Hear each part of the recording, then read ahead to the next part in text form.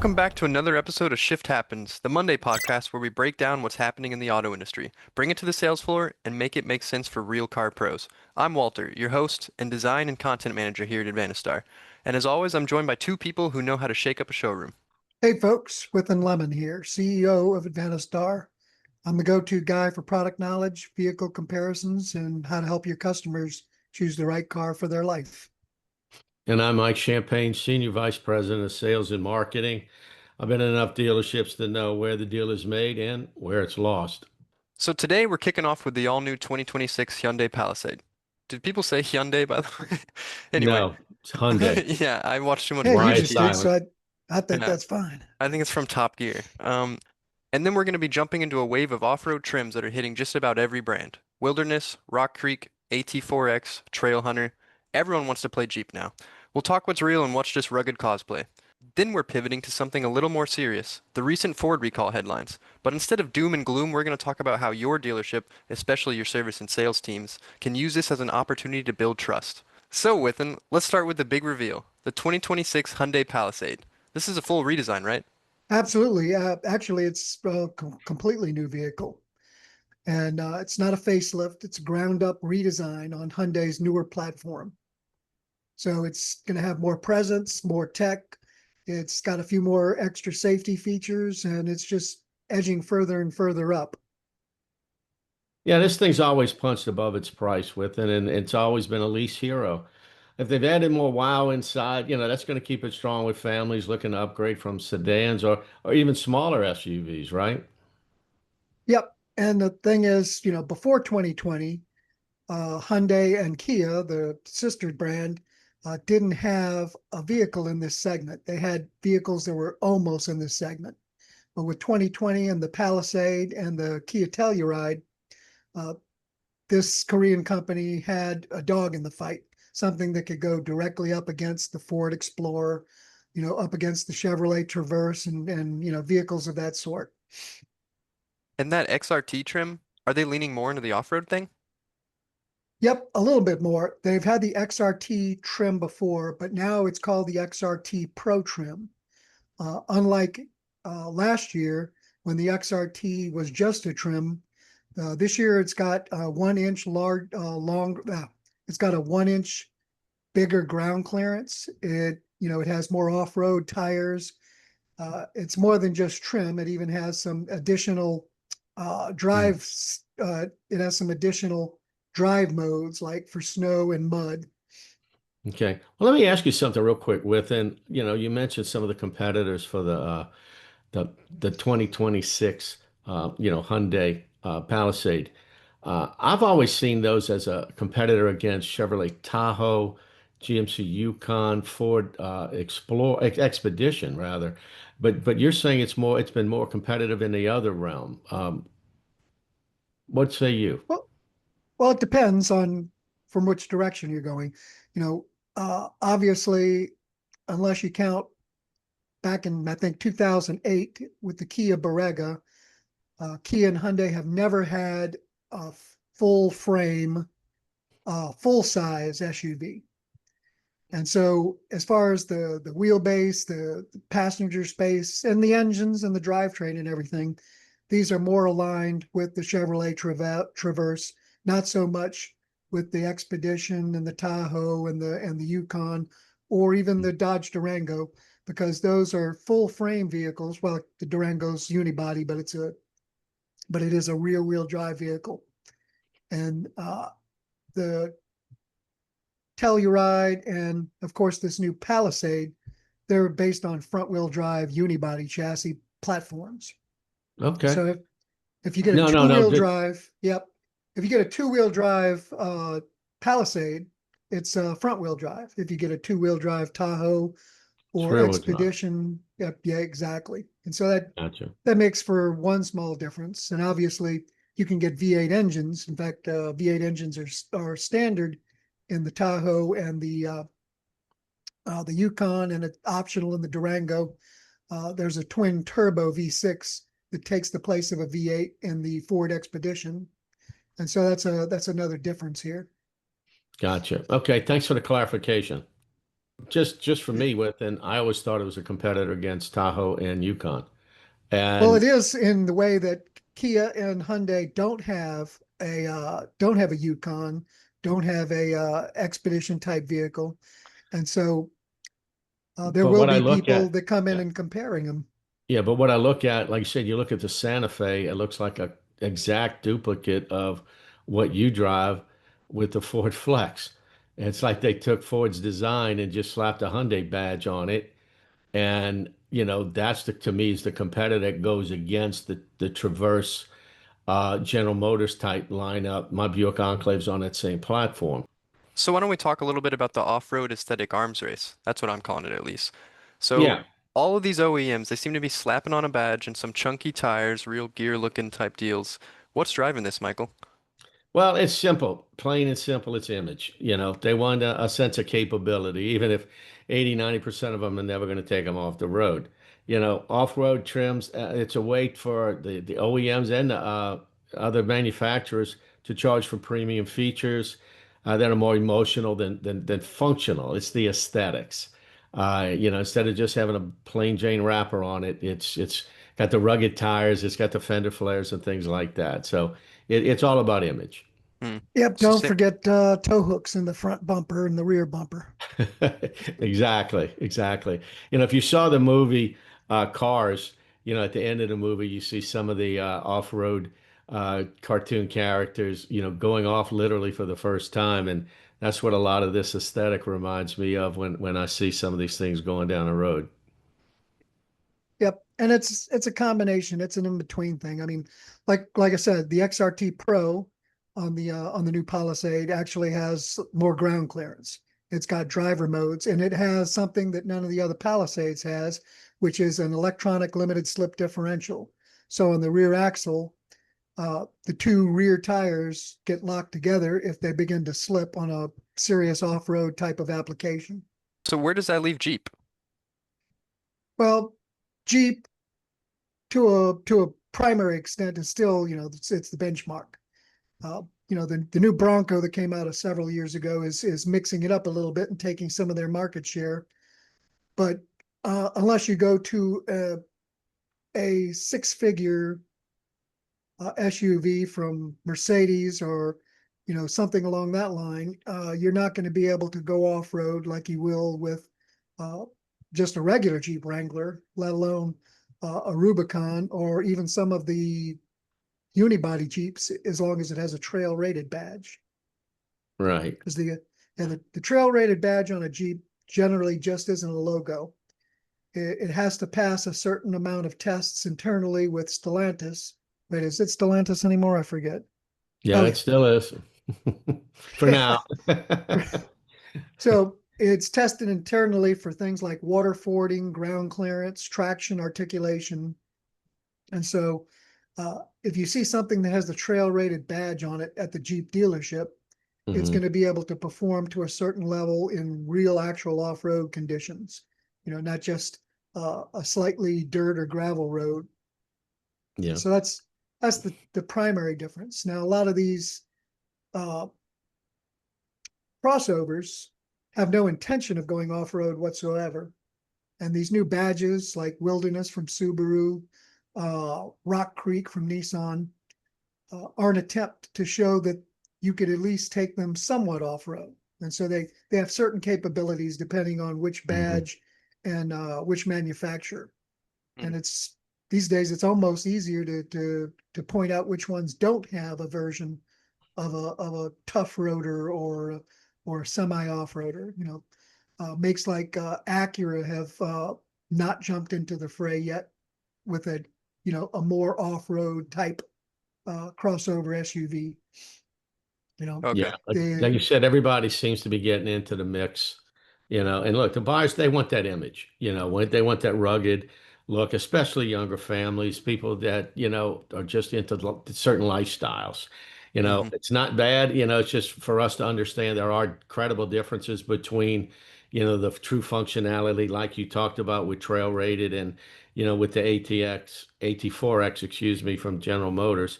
And that's what, this street cred in camouflage is basically what it is. Yeah, it Right, reminds me of how truck drivers will pay 60 or $80,000 to look like they might put something in the back of the bed at some point, maybe. right. Or tow horses when really the only thing that they use the tow ball on the back of their truck for is maybe to hang a set of, well, never mind. Easy boy, easy now. See a All lot right. of these in the South, I know. All right, so let's shift gears. Ford's been in the news again, and not for a new launch. Another round of recalls. What is going on? Hmm. Well, the big one is over 1 million Ford Explorers have been recalled for rear axle bolt issues. And of course, there's also tow module fire risks in the Maverick and Bronco Sport, and software bugs that can cause stalling in the F-150 Lightning, stalling in an electric vehicle. Of course, I guess that's a term that means more as far as performance rather than the pistons failing to ignite. Yeah, maybe it's more it ran out of juice. Yeah. But it's a challenge. Everybody's got recalls. I mean, nobody builds a perfect vehicle. They're not just doing all changes in everybody's service base. But the folks who win, they're the ones who respond quickly to this. Okay, they take care of the customer, and they keep the communication transparent and open, and just let the folks know that look, this we're here to help. We're here to take care of this issue, and certainly if it was a very serious issue, they would tell the folks just park it and, we'll come pick it up. But most of these, I think, the TSBs within, should be easy to take care of in a lot of these cases, right? Oh yeah, and remember, every recall isn't a life or death instance. We've Hmm. literally seen recalls where the vehicle has to legally be recalled, brought back to the dealership, and then the guy brings it to the service lane. Somebody comes out, takes the visor off of the windshield and replaces it with a visor that has a different sticker on it because the wording on the warning for the airbags was not legally correct. So you have different levels of recalls. Hmm. Mm. So how does Ford turn this into a moment of trust instead of tension? Well, you have to own it. You train your people to understand that, this is their responsibility. Ford is going to the effort in this particular case to take care of these things. This is why, you bought your car here. This is why you trust us to service it here. We caught it early, and we're going to take care of it. And so the idea is that the peace of mind that the customer will have when they leave the service drive, that the car is going to be safer than when they brought it in. And when you take the time to go over this with the customer, it builds confidence, not only with the product, but with you as the retailer that they chose to do business with in the first place. And it should allow them the confidence to come back again and again. Yeah, and make sure the BDC follows up with these folks. If someone has a repeat repair or their warranty is about to expire, they may be thinking about trading without saying it out loud or approaching the dealership. And like we said, everybody's got recalls. It's just how professionally are you going to handle these issues? If you run away from them, you hide behind it, it's not going to look good, and it's going to end bad for you in the long run with your customers. So, as we said, take ownership of it, do the right thing by the customer, get them in as soon as you can to take care of it and go on with life. So, Mike, let's take a little further. You've got these recall customers in your store already. What do you think salespeople should be doing when the recall customers are in the store? Well, first and foremost, salespeople, ought to be hanging around the service drive to begin with. Okay. Not just lurking around. They should be there, on the chance that they're going to run into one of their prior customers.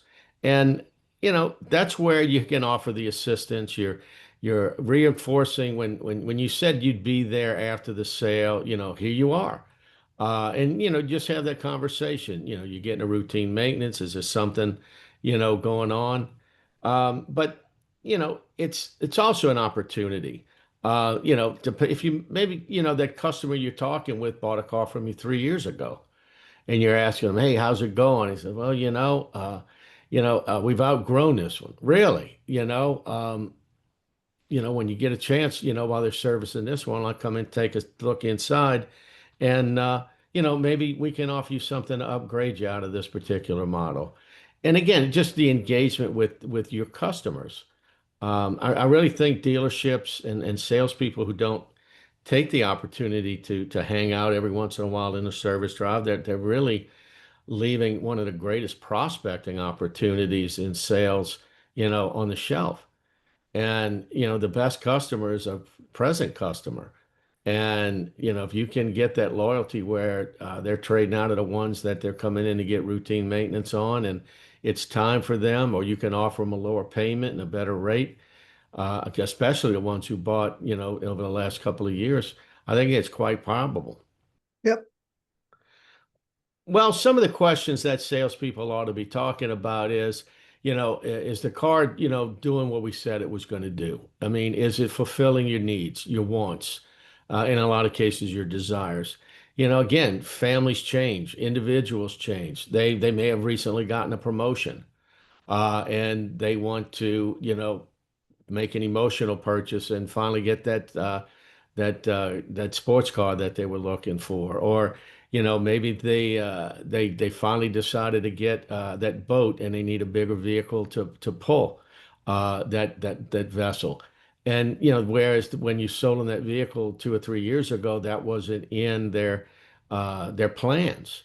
One of the things we talk about in chatting with the customer, and when you have those initial conversations is, what are your wants, needs, and desires? And we covered some of this in some of the previous episodes where, you know, you just using it to commute back and forth. And that may have been the gist with this particular purchase.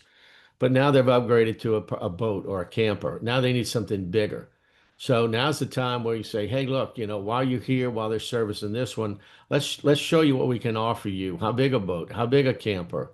Where do you plan on going? You plan on going in the mountains with that camper? Maybe a diesel is going to be what you need, especially if you're going into higher elevations. If you just go on the flatlands down here in the south, maybe you don't need something, with a mega V8. Maybe a turbo V6 or just a regular aspirated V6 would work and do the trick. So, it's all about keeping in contact with your customers, and that's what sales pros do anyway. Um, they don't need a reminder to call that customer on their anniversary date. They know when that customer bought. And if they're hanging out in the service, they're going to see their customers on a very frequent basis. exactly. You're uncovering the needs, the want, the life circumstances, the frustrations, even the aspirations. And sometimes instead of going from a vehicle, an aspirational vehicle, sometimes the life changes and suddenly they have to trade in a Mustang and get a Explorer because now they're having kids. Their parents are moving back. Whatever it is that's changing their lives at this point. I can tell you point blank, it's just not with kids and parents. It's dogs. My son and his wife, they had a sedan, and with the big golden retriever and the little Sheltie, it just didn't cut the mustard.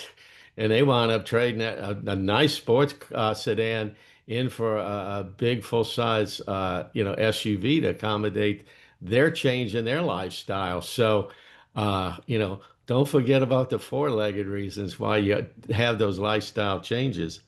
Yep. But yeah, it's crazy. Again, just I mean, my son's evolution from an EV to a four-door, high-end sports sedan to now the SUV, and this is only within the last 5 years. And so, keeping up with the customer. But the sad part about it is, one of them an EV, it was a Tesla, so that wasn't a dealer purchase, but the other two were, and they weren't the same retailers. So think about it. If that salesperson, when he bought a car many years ago, had kept up with them, they may have had that opportunity to sell them at least two more vehicles. Right. But sadly, the follow-up and after the sale, they just lost touch with them. And we talk about some of the dealers' responsibilities in this. What happens when a salesman leaves and who takes over that customer base for that salesperson who's no longer there? I Yeah. A don't know. Yeah, I responsible don't know if you've dealership. gotten anything in the mail that says orphan, dear orphan customer. I have. Yeah. a well-run dealership is going to reassign customers to a different salesperson, immediately after a change in personnel. And that salesperson, if a professional salesperson in the business, especially for a while, is going to follow up with those customers immediately, not only to let them know, look, so and so isn't here anymore, but I just want to step up and let you know that you're not an orphan customer, you're my customer now. And is there anything I can do for you right now? Be proactive. You can look up the VIN numbers of the vehicles on the NHTSA website, see if there are any recalls open on them, and then check with service and see how the status of being able to service those particular recalls are, to shift back to recalls. And then you can step forward and be the liaison between the service and the customer, which is an area that most salespeople don't even think about. But think about it on multiple different levels.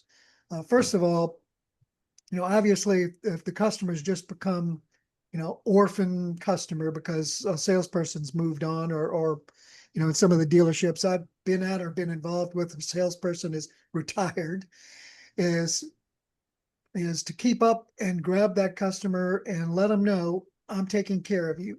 And then check on the recall, like I said, if there are any recalls that are occurring, you coordinate with service, because the service department does not directly deal with recalls. What happens is the manufacturer has a letter sent out, and then the customer's left to call service and set up something. So if the salesperson is being proactive, that can help make things go more smoothly. But even if we're not talking about that particular case, to be a liaison between service and the customer is a valuable thing that keeps the salesperson at the top of the mind of the customer, so that you have a repeat customer, customer for life. And that can involve all sorts of things, but basically service, and even the service writers and even the service manager, don't speak the same language as customers. And a salesperson might be the only kind of person who can possibly translate between the two. Yeah. Well, you make a great point. When you take over for that other salesperson, one of the things you could do is if just when was the last time you brought your car in for service? And if it's Yeah, been a while, let me make that appointment for you. And to your point, win that customer over to them and build that on that relationship, and then meet them when they have that first to do a face-to-face and say, hi, we spoke over the phone, we made the appointment. I just wanted to meet you and just let you know that I'm here for you if anything changes in your situation. And just like with an original customer that I may have had, now I've gotten that relationship where I've created, as you said, that top of mind awareness, so that if something in their life changes, or maybe someone in their circle of influence changes, they're going to say, well, I bought the car from Johnny, but he's not there anymore. But this great guy, Mike, came and he said he'd take care of me. And, I think he'd be somebody we could continue to do business with, or I could send some of my friends and feel the same way that they're going to be taken care of. And that's what right. you hope. I mean, Carl Sewell, industry icon, wrote the book on customer satisfaction and customer experience years ago. And whether you're the owner or you're someone who just works as a custodian, everybody has a responsibility to take care of the customers of the dealership. And to me, this is just one of the principal ways of doing it. Yeah, Hmm. it's basically sales 101. And the fact is, but we should really talk about the elephant in the room, is that so few salespeople do it. And why is that? Because the salesperson is afraid. They've just sold, or another salesperson years ago sold, or months ago sold a very expensive vehicle. And the only thing that the salesperson can think of coming up in a conversation with a customer on a vehicle that's been sold a while back is, oh, yeah, you're calling me now. Oh, this thing's horrible. This thing doesn't do what it's supposed to. This thing, you said it did this and it doesn't do that. It's been recalled 5 times now. I'm afraid it's going to catch fire. It builds up in their mind this horrible dumpster fire of what's going to happen when they call the customer. And they need to realize that, number one, it's not really going to be that way at all. Most of the time, the worst that'll happen is, oh, you caught me at a bad time. Yeah, call me another time. That's going to be the worst. But let's say they say, well, the car doesn't do X, Y, and Z that I was told it would. Well, there are multiple ways that you can step up as a salesperson and fix that. Some of them will make you money. If the vehicle won't tow what they want it to tow, then let's trade you out of that and get you a vehicle that will tow that load for you. If the vehicle won't connect to their phone or whatever, well, that's not probably because the vehicle isn't equipped to connect to their phone, but because these things are complex and no one bothered to show them properly how to connect it to their phone, or the safety features, the telematic features, they're all very complex. I mean, do you remember how long an owner's manual was when we first got in this business? Oh yeah, it's a couple hundred pages. If that. I remember some of the Dodge owner's manuals were like 90 pages. Mm. These owner's manuals are 700, 800, 900 pages now. Yeah, no, I can understand that now. In fact, they don't even print them. You got to download them. You got to pull Hmm. it off an app. Yeah, But well, if they're in their yeah, glove box, yeah, this thing takes up half the glove. I think glove boxes are getting bigger just so you can actually stick the owner's manual in them. yeah. But No, it looked like a thin phone book, before, but there were a couple hundred pages in some of the more technical ones, when I stopped retailing, and that was about 20 years ago. But the oh, bottom when you line stopped, is, right? Yeah, yeah, but the bottom line is most salespeople are afraid, but they're afraid for other reasons. They're afraid because, you know, maybe they weren't completely forthright with that customer. And quite honestly, I never had a problem calling a customer up. Why? Because we did business the right way. Okay. And so that salesman, if they're scared, it's probably because they didn't do something right. Okay. And they're afraid the customer, the ether wore off, or, what have you. And that shouldn't be. If you do business the right way, when you call that customer up, they should be excited to hear from you. And that's where you ask for referrals. And I used to joke with them all the time and say, how's that vehicle? I mean, is your neighbor walking over there licking the paint off of it yet? And they'd kind of chuckle a little bit and say, oh yeah, they keep looking at it. I said, now look, do me a favor. If somebody's you think might be interested, let them know that I'll be here to take care of them, just like I took care of you. I said, but please don't tell them what you paid for it. I got to make money on somebody, right? And they'd laugh and they'd chuckle and things like that. But the bottom line is the follow-up is where you get referrals. And my God, if you're not doing that or you're afraid to, again, just like afraid to walk into the service drive, my goodness, those are opportunities. You remember with and when we used to have OTDB, opportunity to do business. We used to chart those on a daily basis. And you know, now you're waiting for a lead to be submitted electronically or whatever. You make your own business, okay? You make your own create your own activity. And like you said, following up, that's again, that's sales 101. yep, And that's prospecting 101. And again, if you're able to do that effectively, you're never going to wait for somebody to walk in the door fresh. You're going to cultivate your own, right. group crop of customers. Because follow up should be dovetailing directly into prospecting. They should be one and the same almost, because Absolutely. developing old customers into new customers, developing old customers into referrals for new customers.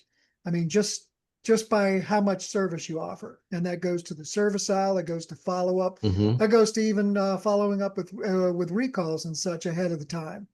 Because I brought up just following up with a recall on orphan customers that were transferred over. But from time to time, you can go through and copy and paste the VIN numbers from your own sales and put them into the NHTSA recall machine and see what's popping up and talk to service.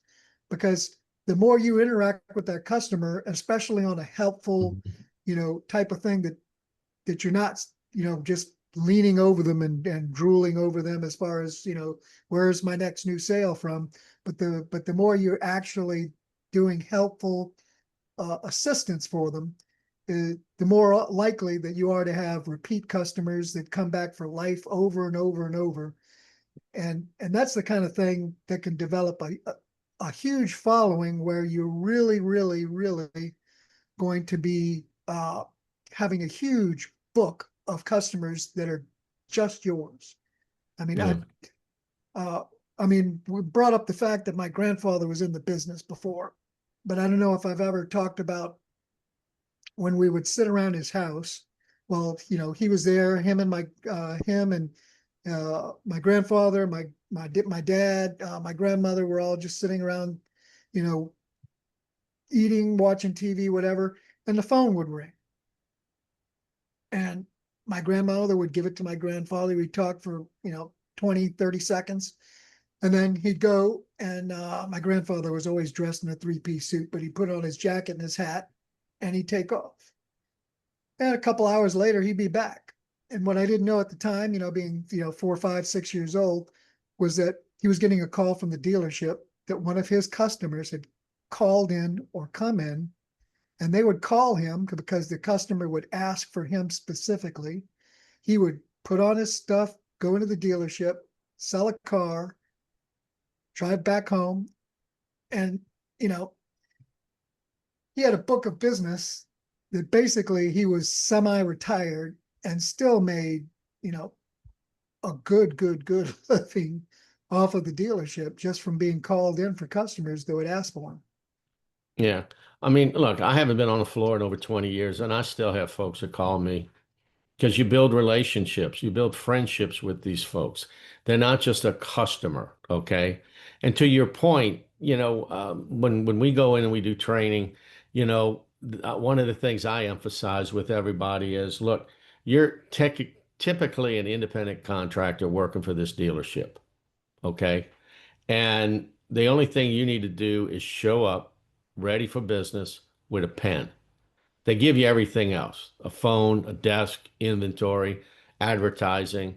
Okay. You're basically in business for yourself as an independent contractor working for this dealership. You build a book of business for yourself so that if you left dealership A, you could carry that book with you to dealership B.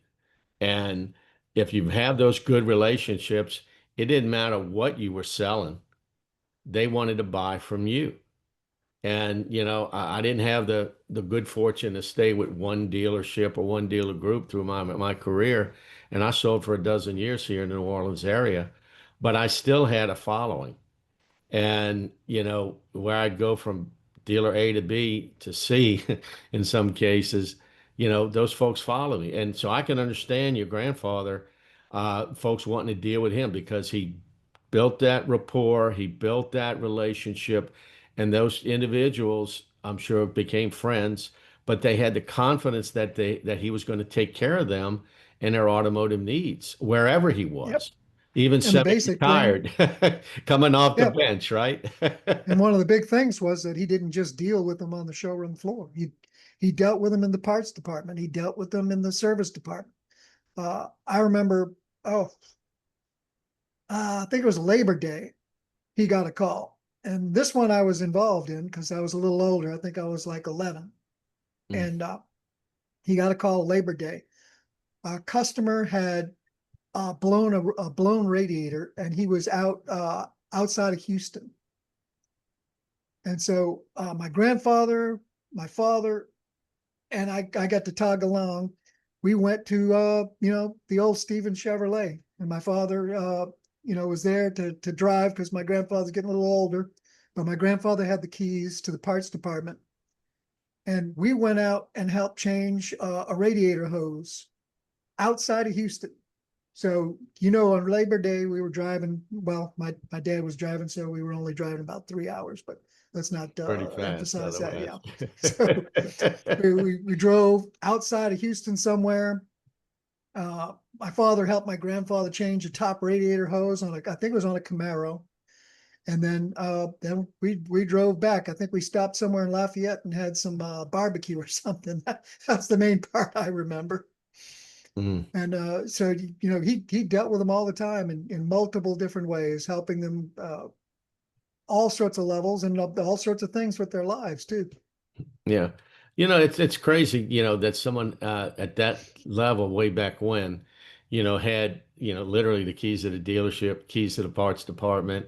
I'm not so sure so many service directors would give up the goose.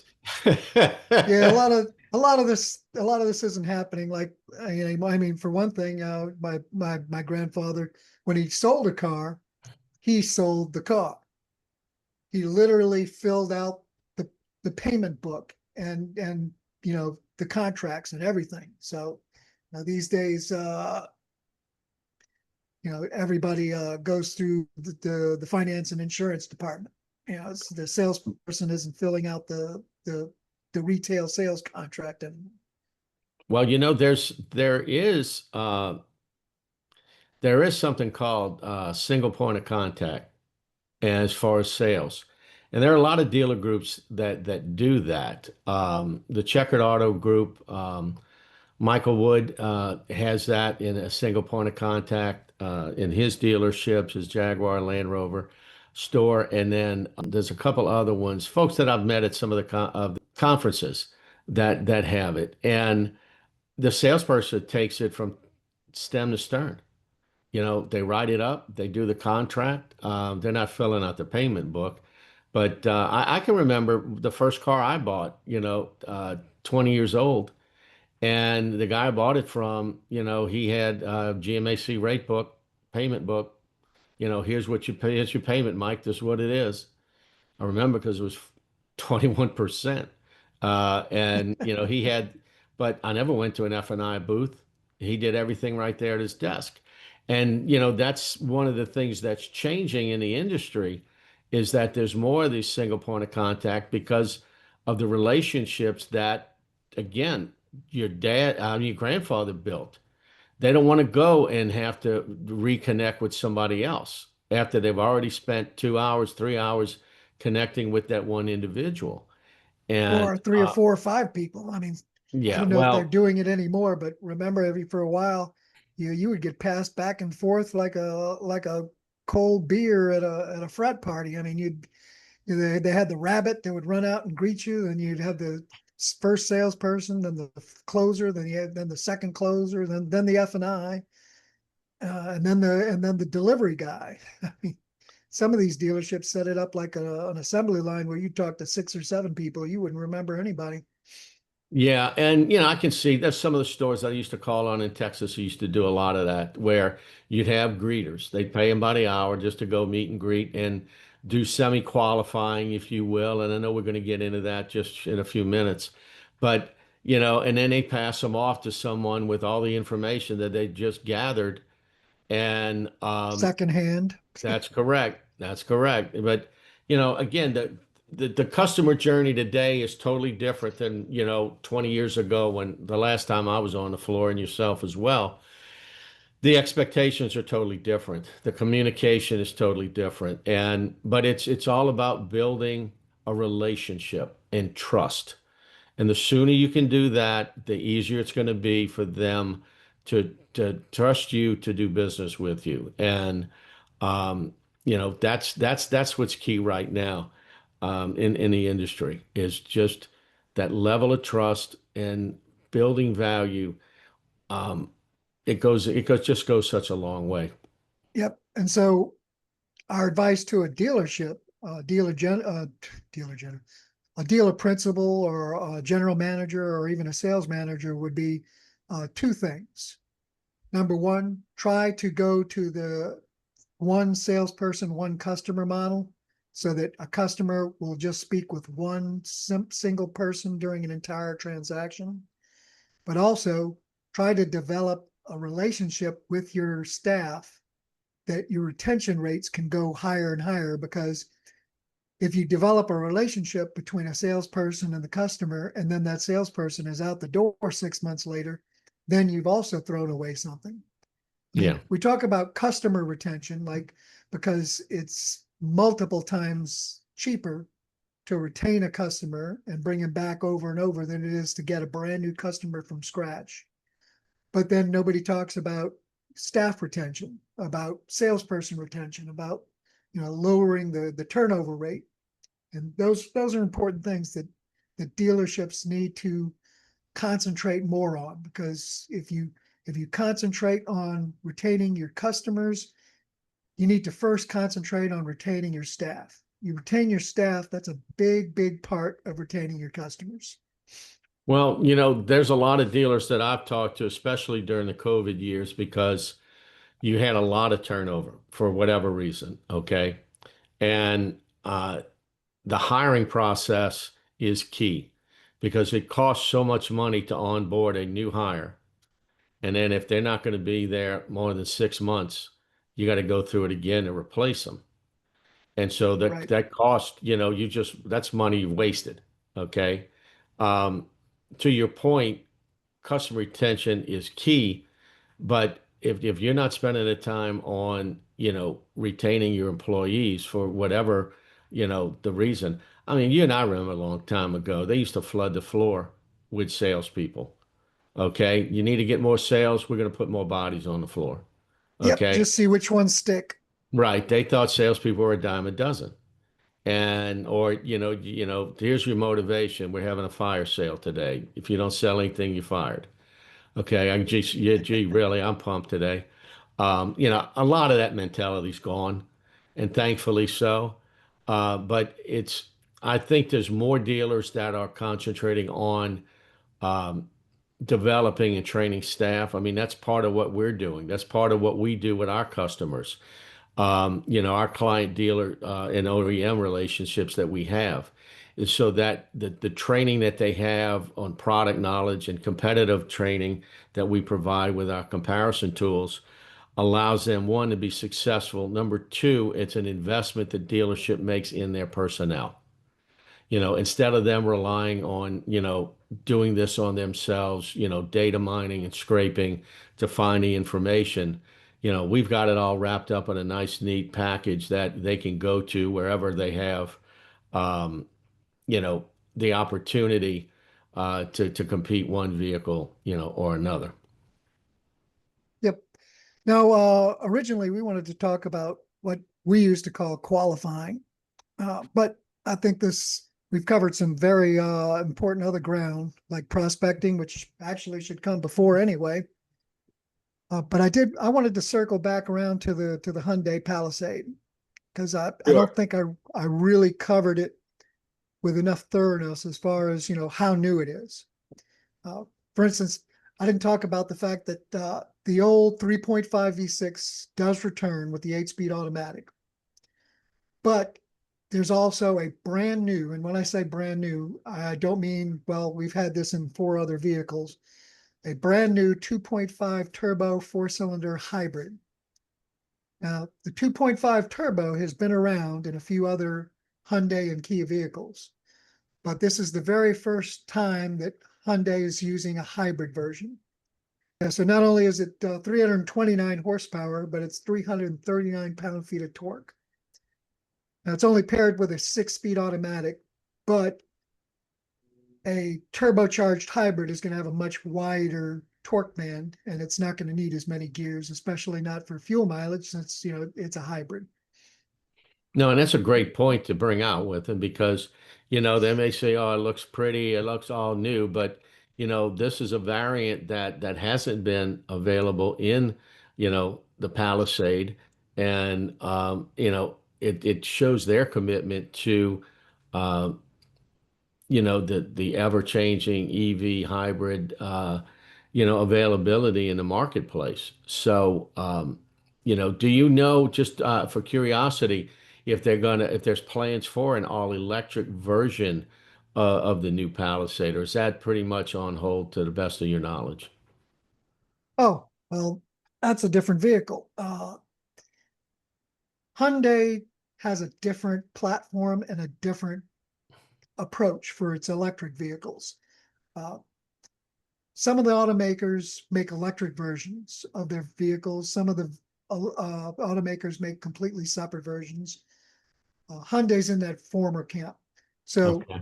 they have the Kia EV9.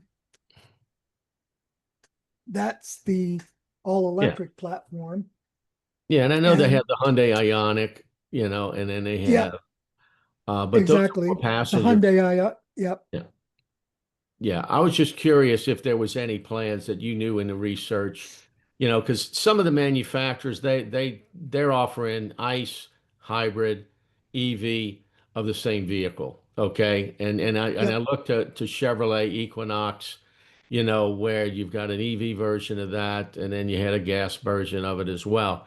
So to the best of your knowledge, other than the EVs you referenced before, the Hyundai Ioniq, and to that point, the Yep. Kia EV9, that's pretty much where their focus is Yep. going to continue for the foreseeable future. Yeah. The Hyundai Ioniq 9 is it is not the electric version of the Palisade, but it is the vehicle in that segment that runs on electricity for Hyundai. So Gotcha. it's uh, and even the Blazer and the Equinox actually don't stand in that prior camp of being electric versions of gas vehicles Hmm. because those are on a different platform. And if you look at the, for instance, let's see, I'm going to bring it up real quick. Just the Blazer, for instance, or the Equinox. So the Equinox, the gas version, has a 107.5-inch wheelbase. The Equinox EV, get this, the Equinox EV has a 116.3-inch wheelbase. Hmm. That is not a gas version. I mean, that is not an electric version of the gas Equinox. So what you're saying, that's on a totally different platform. It looks Completely similar, different. but it's a totally different vehicle. Yep. It's Gotcha. it looks somewhat similar, and they what they're doing is I think General Motors had previous bad experiences by launching a completely separate EV, the Bolt. And this way, what they're doing is similar to what Ford did with the Mustang Mach-E, is they're leveraging a prior good selling, well-known platform, brand, vehicle, badge, Hmm. whatever you want to call it, so that they can spin the electric off of that vehicle directly, and so they can kind of compare them and contrast them. But yeah, the Equinox EV is very different. I mean, it's the overall length is 7 inches longer.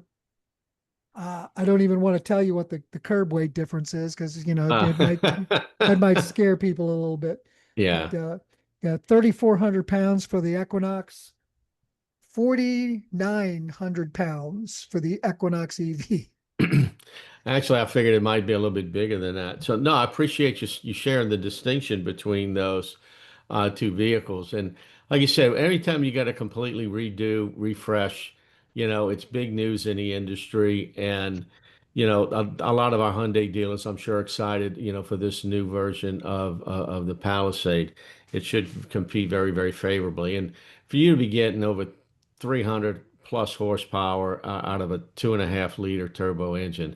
That's strong. I mean, you think back in the 70s, when they put all of those catalytic converters and the restrictions. I think the Corvette with a 350 V8 under the hood got 170 horsepower because they had that thing, detuned so low, but he got a turbo four-cylinder cranking out twice the horsepower of a normally aspirated V8 in a traditional sports car that you think, should have been able to smoke this, but it's just not the case with the technology we have today, right?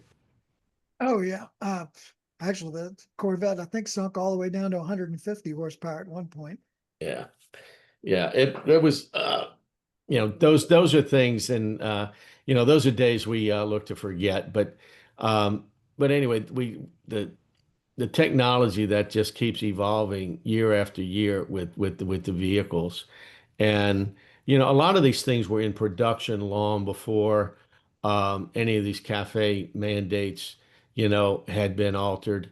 And, so they were still streaming on the standards that were set, to begin in 2030 and then those further on in 2035.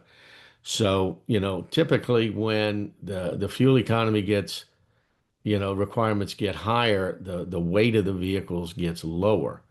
That's not what happens with EVs, obviously, but the ICE burners that typically it is. But what else is new for the 2026 besides this new powertrain in the hybrid? Right. Well, the Palisade gets a jump on the Telluride, and it offers the new looks that first we saw on the Santa Fe. That boxy look Oh yeah, that I makes it love the way look it looks. bigger. Yep. Yeah, it looks real tough. It looks kind of futuristic, but Hmm. boxy at the same time. Yeah. Uh, but of course, you know, don't worry. The coefficient of drag actually came down from 0.33 to 0.31, so it slips through the wind easier, even though it's got that boxy look. It's Hmm. got these very, very cool horizontal stripe daytime running lights. Hmm. I mean, everyone knows what a Genesis looks like. It's got those two narrow stripes on the headlights and the taillights. Well, the new Palisade has a very distinctive set of drive running lights or Hmm. marker lights or whatever you want to call it. It's got five broad stripes coming all the way up and down the very tall, large grill. And I then think yeah, I feel like they were able to achieve a futuristic aesthetic that Tesla has been trying to, but to me, Teslas look very boring a bit. I mean, the best example would be the Tesla truck. I think a lot of people do not like the way that it looks. They think it looks a bit, I don't know, brutish. Maybe a good word would be brutalist in a way, like it's Angular. yes, yeah, yeah. yep. And I think you I get think that it looked that cool angular futurism from the Santa Fe and now the Palisade, but they look friendlier. Yeah. They look, I don't know. yep. I think the Cybertruck probably looked a lot better on paper, but Mm. when you take absolutely flat panels and absolutely, sharp creases in real life, that's going to show, first of all, it's going to show every single tiny little flaw. I mean, you get a pebble mark on that and it's going to show up like a beacon. And secondly, it just it doesn't look as modern and sophisticated in real life on real metal as it does, on a pad of paper. And you're Yeah, right, the because one by softening some of the lines on the new Palisade, they get a much better aesthetic. Yeah, the one thing that I think about with the Cybertruck is there's no sculpting to the truck. It's all angles, as I said, and it's folds. Okay. It's like somebody took a sheet of paper and just folded it on a crease and said, here's a truck. Okay. Both you and I were around when the new Dodge truck in 1994 made its debut. It was Ooh, sculpted. It was different. And bold. it had a very bold look. And I think even some of the original drawings that, were passed around about the Cybertruck look completely different than what the finished product, came out when it debuted. Yep, From a technology standpoint, a lot going on with it, but it's just same thing with the old Dodge. It was either you thought it was beautiful or you thought it was hideous, and there's not a whole lot of middle ground on that truck. Um, the to your point, everybody's got that unique look, and you mentioned the difference between the Genesis and the Hyundai brand. The same thing with Kia.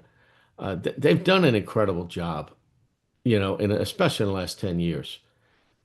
Just building a product that's reasonably affordable. Um, and they took the lessons the Japanese, had learned competing in an American market, in the 70s and 80s and built a product for the consumers here. And, what I look at with Hyundai is, any Hyundai or Genesis or Kia that's sold, that's a Toyota, Honda, Nissan that didn't get sold. And when you see a or Genesis Chevrolet or on, Ford. Yeah, well, I'm just talking about specific against the Japanese market. And what did they do? They were one of the first ones. I say one of the first. They came and invested heavily in building plants in the United States. You know, the huge plant that they have just outside of Montgomery builds most of the Hyundais. And then the other one going up into to the Atlanta metro area where they have the Kia plant. And so, you know, they're domestically built. And you talk about timely, especially with these tariffs that are just starting to hit. So they're built here in the States. And, you know, so you've got an all-new vehicle, you know, high performance capability, you know, in most cases tariff-free. I mean, they're really hitting on all eight cylinders, or in this case, four-cylinder turbos, right? Yeah. Do you think the aesthetic of the Cybertruck that people disagree with is more so the shape and like the way that it is folded and the angularness, or do you think that the lack of paint, like what do you think about the matte metal look that they have on there? I'll take that I first. I mean, I think the matte finishing is something that's very trendy right now. You see that on a lot of high-end Hmm. sports sedans. I can't tell you how many RS8s I see that are in a matte finish. Hmm. But you have to almost also go back to the 70s with the original DeLorean. Yeah, The yeah. DeLorean was Yep. a all aluminum body brushed. The Stainless steel. stainless steel. Thank you, stainless steel, and you know, it if you saw one with paint, it stuck out like a sore thumb. But the bottom line is that the reason that they did that was it was different. And Hmm. if it had a little problem, you just, you know, took a Brillo pad and scuffed it up a little bit, and you know, you would take care of it. But it was a corrosion issue for sure. But it's just, I think it's a homage to that, and because it's different and it's not, it's something. I mean, when you see a Cybertruck, I mean, you stop and you know, you whip your head around and say, you know, wait, what You did I see it. just see? It's Oh it, yeah, yeah. It you reminds know. me of like this vehicle from a video game I used to play as a kid, a super futuristic sci-fi game. It looks, Yeah. I don't know, it's like the metal body, etc. Thanks for watching. If you liked the video, hit the like button, subscribe for more, and drop a comment below. We'd love to hear from you and it really helps out.